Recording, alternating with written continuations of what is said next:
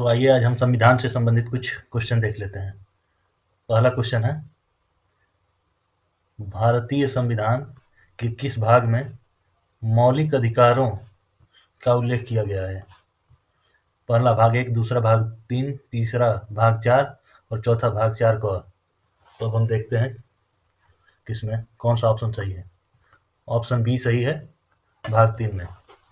भारतीय संविधान में नागरिकों के मौलिक अधिकारों का वर्णन संविधान के भाग 3 के अनुच्छेद 12 से 35 तक किया गया है। ठीक है, इसमें भारतीय नागरिकों को 6 मौलिक अधिकार प्राप्त हैं। पहला, समानता का अधिकार, अनुच्छेद 14 से 18। स्वतंत्रता का अधिकार, अनुच्छेद 19 से 22 तक। शोषण के विरुद्ध अधिकार, अनुच्छेद 23 से 24 तक। धार्मिक स्वतंत्रता का अधिकार, अनुच्छेद 25 से 28 तक। सांस्कृतिक व शिक्षा संबंधी अधिकार, अनुच्छेद 29-30। और लास्ट है संवैधानिक उपचार का अधिकार, अनुच्छेद 32। अब हम अगला क्वेश्चन देखते हैं। भारतीय संविधान का अनुच्छेद 12 भाग 3 के प्रयोजन के लिए राज्य की परिभाषा सम्मिलित करता है। केंद्र सरकार, राज्य विधानमंडल, गैर संवैधानिक प्राधिकरण। अब इसमें देखते हैं कौन सा ऑप्शन सही है। केवल 1 और 2, दूसरा 1, 2 और 3, तीसरा केवल 2 और 3, चौथा केवल 1 और 3। देखते हैं कौन सा सही है। ऑप्शन बी सही है आपका, भाग 3 मूल अधिकार। ठीक, अनुच्छेद 12 भाग 3 के प्रयोजन के लिए राज्य की परिभाषा इसके अनुसार राज्य में निम्नलिखित शामिल है। ठीक है, केंद्र सरकार और भारत की संसद, राज्य सरकार और राज्य विधानमंडल, वैधानिक या गैर संवैधानिक प्राधिकरण जैसे LIC, ONGC, सेल आदि। ठीक है, अब आपका अगला क्वेश्चन हम देखते हैं। अगला क्वेश्चन है, निम्नलिखित में से कौन सा अनुच्छेद उच्चतम न्यायालय को न्यायिक समीक्षा की शक्ति प्रदान करता है? अनुच्छेद 13, दूसरा अनुच्छेद 32, तीसरा अनुच्छेद 51। इसमें देखते हैं कौन सा ऑप्शन सही है। केवल 1 और 2, केवल 2 और 3, केवल 1, 2 और 3 और लास्ट ऑप्शन है केवल 1 और 3। इसका उत्तर है 1, अनुच्छेद 13 और 32। भारतीय संविधान के प्रमुख अनुच्छेद 13 मूल अधिकारों से असंगत या उनका अल्पीकरण करने वाली विधियां शून्य होंगी। अगला है, न्यायिक समीक्षा योग्य है या न्यायिक समीक्षा योग्य है। उच्चतम न्यायालय अनुच्छेद 32 और उच्च न्यायालय अनुच्छेद 226 को यह शक्ति प्राप्त है कि किसी विधि के द्वारा मूल अधिकारों का उल्लंघन होने पर वे उसे गैर संवैधानिक या अवैध घोषित कर सकते हैं। भारतीय संविधान का अनुच्छेद 51 उदार बौद्धिक सिद्धांतों पर आधारित राज्य के नीति निर्देशक सिद्धांतों में से एक है। यह अंतर्राष्ट्रीय शांति और सुरक्षा को बढ़ावा देने से संबंधित है। अब हम आपका अगला क्वेश्चन देखते हैं। चौथा, निम्नलिखित कथनों पर विचार कीजिए। पहला है, भारत के राज्य क्षेत्र में किसी व्यक्ति को चाहे वह भारतीय नागरिक हो या विदेशी, विधि के समक्ष समता से वंचित नहीं किया जा सकता। दूसरा है, विधि के समक्ष समता से आशय किसी भी व्यक्ति के पक्ष में विशिष्ट विशेषाधिकारों की अनुपस्थिति है। उपयुक्त कथनों में से कौन सा सही है? न तो 1 न ही 2, केवल 2, 1 और 2 दोनों, केवल 1। अब देखते हैं कौन सा ऑप्शन सही है। सी ऑप्शन सही है, 1 और 2 दोनों। भारतीय संविधान का अनुच्छेद 14 विधि के समक्ष समता और विधियों का समान संरक्षण है। देखते हैं इसमें क्या है। भारत के राज्य क्षेत्र में किसी व्यक्ति को विधि के समक्ष समता से या विधियों के समान संरक्षण से वंचित नहीं किया जा सकता। यह अनुच्छेद भारतीय नागरिकों और विदेशियों सभी पर लागू होता है। विधि के समक्ष समता से आशय है किसी भी व्यक्ति के पक्ष में विशिष्ट विशेषाधिकारों की अनुपस्थिति और साधारण विधि के तहत सभी व्यक्तियों के लिए समान व्यवहार, अर्थात कोई भी व्यक्ति विधि से ऊपर नहीं है। अगला, विधियों के समान संरक्षण से आशय है विधियों द्वारा प्रदत्त विशेषाधिकारों और अध्यारोपित दायित्वों दोनों में समान परिस्थितियों के अंतर्गत समता व्यवहार। अब हम आपका अगला क्वेश्चन देखते हैं।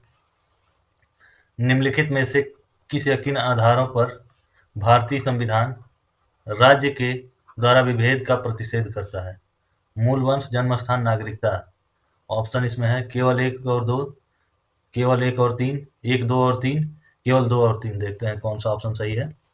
ये ऑप्शन सही है, एक और दो, मूल वंश और जन्म स्थान के आधार पर।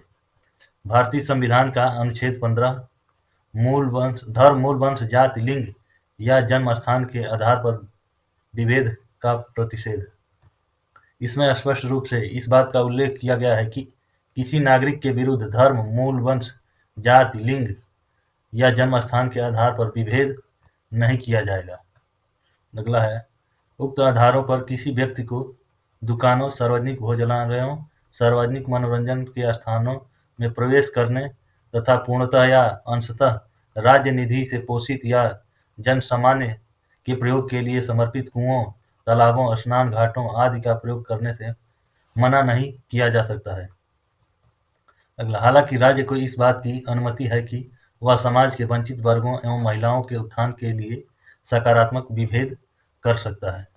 अगला है, अनुच्छेद 15 केवल भारतीय नागरिकों को संरक्षण देता है, विदेशियों को नहीं।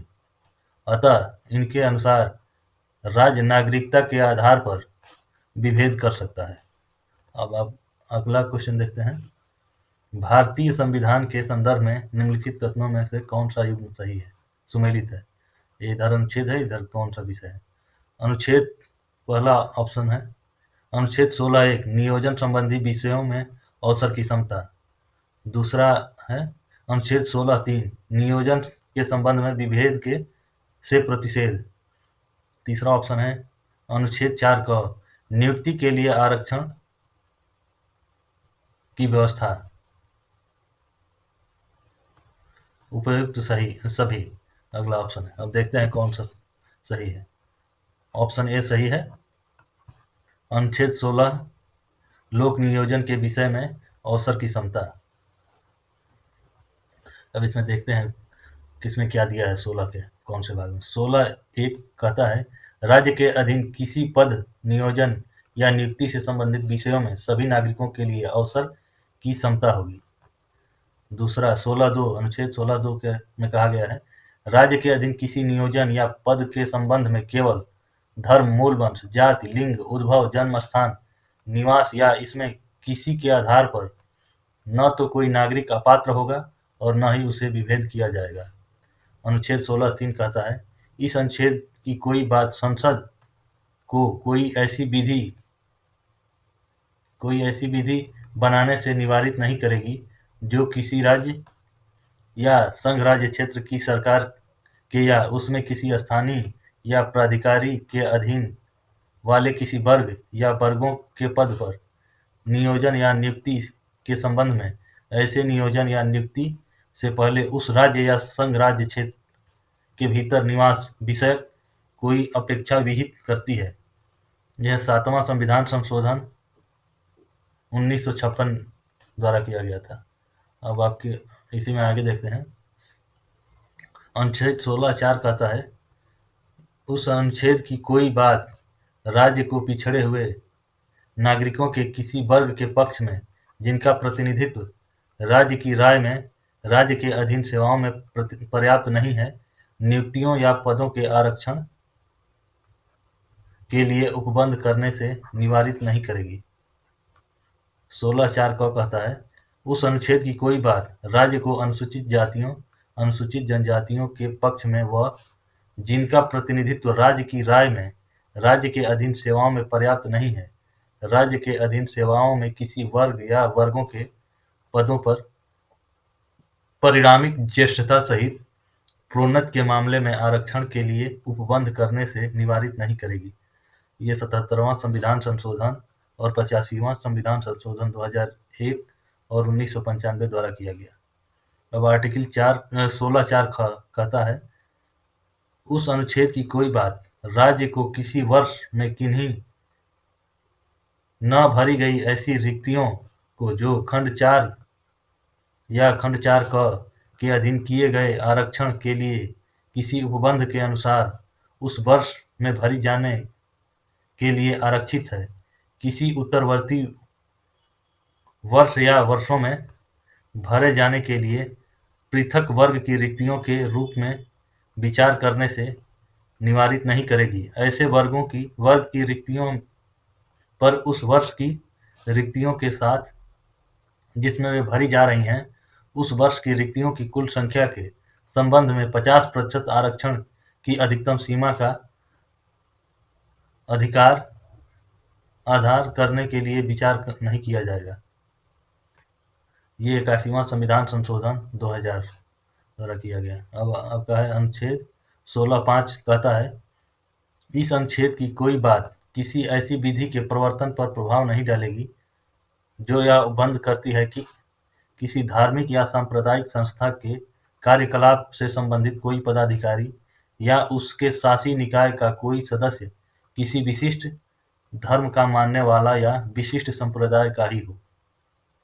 अब अनुच्छेद 16(6) कहता है, उस अनुच्छेद की कोई बात राज्य के विद्यमान आरक्षण के अतिरिक्त तथा प्रत्येक प्रवर्ग में पदों के अधिकतम 10% के अध्ययन खंड 4 में उल्लिखित वर्गों से भिन्न नागरिकों के आर्थिक रूप से दुर्बल किन्हीं वर्गों के पक्ष में नियुक्तियों और पदों के आरक्षण के लिए कोई भी उपबंध करने से निवारित नहीं करेगी। 103वां संविधान संशोधन 2019। अब आपका 7वां क्वेश्चन है, निम्नलिखित कथनों पर विचार कीजिए। भारत के संविधान का अनुच्छेद 18 अस्पृश्यता के अंत से संबंधित है। दूसरा, अस्पृश्यता शब्द को संविधान में परिभाषित नहीं किया गया है। उपयुक्त कथन में कौन सा कथन सही है? केवल एक, केवल दो, न तो एक न ही दो, या एक और दो दोनों? देखते हैं इसमें। ऑप्शन बी सही है, केवल दो सही है। अनुच्छेद 17 अस्पृश्यता का अंत। ठीक है। समाज में समानता को और अधिक व्यवहारिकता प्रदान करने के लिए अनुच्छेद 17 समाज में अस्पृश्यता को समाप्त करके छुआछूत के व्यवहार को दंडनीय अपराध घोषित करता है। ध्यातव्य है कि अस्पृश्यता शब्द को न तो संविधान में और न ही किसी अधिनियम में परिभाषित किया गया है। अब आपका अगला क्वेश्चन देखते हैं। निम्नलिखित कथनों पर विचार कीजिए। भारत के संविधान का अनुच्छेद 18 उपाधियों के अंत से संबंधित है। दूसरा है, इसके अनुसार राज्य, सेना या विद्या संबंधी सम्मान के अतिरिक्त कोई अन्य उपाधि प्रदान नहीं करेगा। उपयुक्त में से कौन सा कथन सही है? केवल एक, न तो एक न ही दो, एक और दो दोनों, और केवल दो। देखते हैं कौन सा ऑप्शन सही है इसका। ऑप्शन सी सही है, एक और दो दोनों। अनुच्छेद 18 उपाधियों का अंत। इस अनुच्छेद के माध्यम से उपाधियों का अंत किया गया है। इसमें स्पष्ट रूप से कहा गया है कि राज्य, सेना या विद्या संबंधी सम्मान के अतिरिक्त कोई अन्य उपाधि प्रदान नहीं करेगा। 18(2) कहता है के अनुसार भारत का कोई भी नागरिक किसी विदेशी राज्य से कोई उपाधि स्वीकार नहीं करेगा। अब आपका अगला क्वेश्चन हम देखते हैं। 9वां है, भारतीय संविधान द्वारा प्रदत्त वाक स्वतंत्रता के अधिकार के संदर्भ में निम्नलिखित कथनों पर विचार कीजिए। पहला है, इसके अंतर्गत मूलतः 6 मूल अधिकार हैं। दूसरा, संपत्ति के क्रय, अधिग्रहण और विक्रय के अधिकार 42वें संविधान संशोधन अधिनियम के माध्यम से समाप्त कर दिया गया था। देखते हैं कौन सा कथन सही है। केवल एक, एक और दो दोनों, केवल दो, न तो एक न ही दो। देखते हैं। ऑप्शन डी सही है, न तो एक न ही दो। अनुच्छेद 19 वाक स्वतंत्रता आदि विषय कुछ अधिकारों का संरक्षण करता है। इसमें देखिए, मूलतः अनुच्छेद 19 में 7 मूल अधिकार थे, परंतु संपत्ति के क्रय, अधिग्रहण और विक्रय के अधिकार को 44वें संविधान संशोधन अधिनियम 1978 के माध्यम से समाप्त कर दिया गया। अतः वर्तमान में 6 मूल अधिकार शेष हैं। सभी नागरिकों को वाक स्वतंत्रता और अभिव्यक्ति स्वतंत्रता। दूसरा, शांतिपूर्वक और निरायुध सम्मेलन। तीसरा, संगम या संघ बनाने का। चौथा, भारत के राज्य क्षेत्र में सर्वत्र आबाद संचरण का। अगला, भारत के राज्य क्षेत्र के किसी भाग में निवास करने और बस जाने का।